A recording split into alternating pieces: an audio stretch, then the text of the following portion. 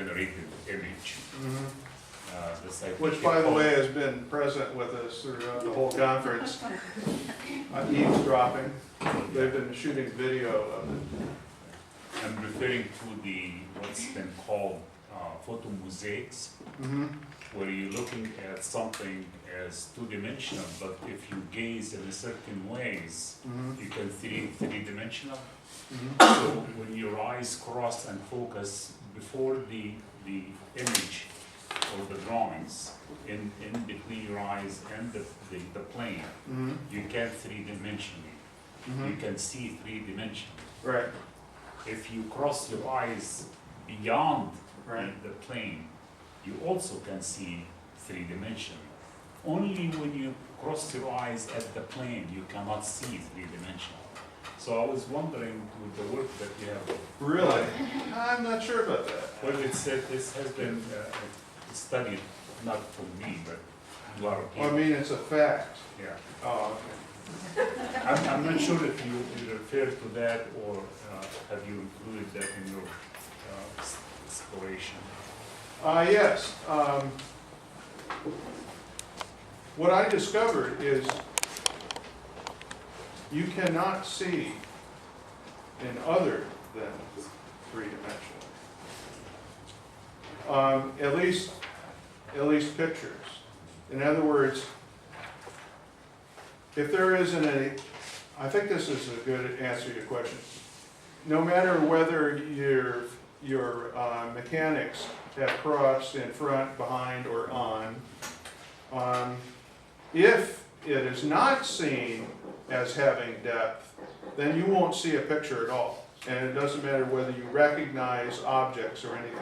It will just be a decoration on a surface. So a follow-up, I apologize for No problem. If you look at ancient Egyptians' way of carving, Yeah. it's three-dimensional, I'm sorry, it's two-dimensional. Oh, it's definitely three-dimensional. One second. Yeah, okay. All right. They are actually, according to the tradition Yes. of drawings, it's two-dimensional, meaning two-dimensional drawings carving on the wall. Yes. Many scholars dismiss that ancient Egyptians actually know anything about three-dimensionality, which not making any logical statement because they wouldn't be able to carve Yeah, a exactly. statue, right? Exactly. So the question that I'm posing here, and actually Arnheim talked about that as well, Right. that was intentionally to show two-dimensional drawings to allow people to gaze into that scene and see three-dimensionally or even four-dimensional. Yes. Anyway, that's... I just quickly say that Gebser gives us a lot of good insights here. And he does talk about the mental consciousness mutation, starting approximately with the ancient Greeks, although I think you could probably make a case for it being the Egyptians, and that it was refined in the Italian Renaissance, and the key here was linear perspective. And in other words, he argues strongly, and I agree with him wholeheartedly, that in a sense they did see very differently back then. That basically there's here or there's somewhere else. But we think perspectively. We think about a distance. And they didn't think that way. So I think the pictures are two-dimensional or flat in that their thinking is actually different, but they're getting exactly the same visual stimuli that we got. That's no different. Is that a good answer? Okay. So, Alex is over Ingo first. I have a question for both, but starting from Russell. I would like to ask you about what's your opinion about how it's important in integral consciousness, not mental, but integral consciousness. Dialogue is dialogue and dialogical. I mean that when you show for us these different experiments, with turning, you just inviting us to be in the process of looking to participate in different composition with the pictures, and we as a subjects participate together with this object. We break this distinction between subject and object, and we were involved in this play. But you didn't mention yourself like participant of this dialogue, you know, and we were in the dialogue. And what's your opinion about dialogue? And continue to Ainis the same question about dialogue. I mean that you, again, you say that, you know, okay, there is the international process, and we participate in, from different positions, civilizations, positions in this process, but we involved in this process. But you know that ordinary critiques of international policy, they say that in Soviet time, in Cold War, Moscow and Washington were mirrors of each other, like one shadow side to the another shadow side. Two shadow sides respond to each other. And you know that Uzbeks or Iraqis or Iran doesn't exist without this dialogue. They are involved in this dialogue. That it means that, do you think that, what's the role of dialogue in the construction of this civilizational differences? Well, I suggest I give Mr. Razma's answer and then he could give mine. I would really give mine. All right, it's a wonderful, this is like putting a stooge in the audience because, of course, Algus's great teaching is in dialogic consciousness, in the dialogic domain, and screen experience is fully immersed in that, and that's a big part of my book project. There was an implication of it in figure 3, where you see the ghostly apparition of the spectator.